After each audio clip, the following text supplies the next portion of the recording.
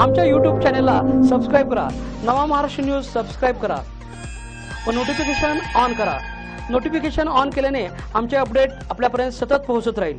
देश रक्षणासाठी सीमेवर लढणाऱ्या जवानांना हिम्मत देण्यासाठी पुन्हा नरेंद्र मोदी यांना पंतप्रधान करण्यासाठी महायुती झाली आहे। हातात हात आणि तंगड्यात तंगडे घालून एकमेकांना खेचणारे आणि ना आकार ना उकार ना शेंडा ना बुडका असलं सरकार देशाला परवडणार नाही। त्यामुळे जनतेनेही महायुतीच्याच उमेदवारांना मताधिक्याने विजय करावं। संसदेत तिसऱ्या निशाणीचा खासदार पाठवू नका असं प्रतिपादन शिवसेनेचे पक्षप्रमुख उद्धव ठाकरे यांनी केलं।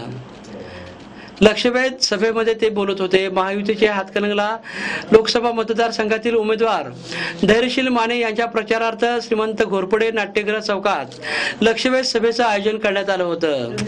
यावेळी वृषभ जैन यांनी युती सरकारने केलेल्या विकास कामांचा आढावा मांडून पुन्हा मोदी यांनाच पंतप्रधान करण्यासाठी धैर्यशील माने यांना मतदान करण्याचं आवाहन केलं। शिवाजी माने यांनी स्वाभिमानी संघटना आणि खासदार राजू शेट्टी यांच्या कामकाजाचे वाभाडे काढत शेट्टी म्हणजे शेतकऱ्यांचे घरबेदी आणि चोर दरोडेखोरांची उपमा देणाऱ्यांच्या पंक्तीत ते जाऊन बसल्याचा आरोप केला।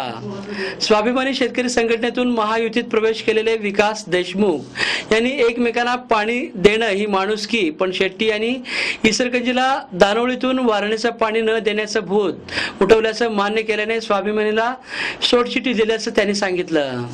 नगराध्यक्षा अलका स्वामी यांनी धैर्यशील माने यांना मतदान करून विजयाचे शिल्पकार बनण्याचं आवाहन केलं। आमदार सुरेश हाळवणकर यांनी खासदार शेट्टी यांनी महायुतीमध्ये सहभागी झाल्यानं आत्मकलेश आंदोलन केलं, मात्र त्यांना इसरगंजीतून 20,000चं मताधिक्य देऊनही त्यांनी वारणा योजनेला विरोध केल्यानं इसरगंजीकरांना आता पश्चाताप होत आहे।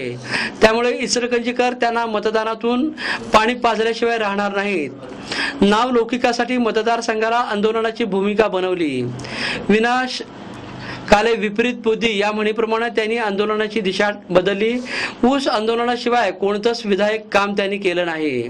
त्यामुळे आता दिल्लीत युतीचं सरकार आणण्यासाठी खासदार शेट्टी गल्ली में धैर्यशील माने दिल्ली में हा नारा घराघरात पोहोचण्याचं आवाहन त्यांनी केलं। धैर्यशील माने यांनी समाजाला योग्य दिशा देणारी, राष्ट्रीय नेत्याला बळ देणारी आणि खासदार ठरवणारी ही निवडणूक आहे। स्वाभिमानीचा बिल्ला लावून कोण स्वाभिमानी होत नाही, तर स्वाभिमान हा रक्तात असावा लागतो। मोदी यांना आव्हान देणाऱ्या शेट्टी यांना धैर्यशील माने निवडणूक रिंगणात येऊन घाम फोडला आहे। त्यामुळे मतदारसंघाच्या सर्वांगीण विकासासाठी मताधिक्य देऊन मला संसदेत पाठवा असं आवाहन त्यांनी केलं।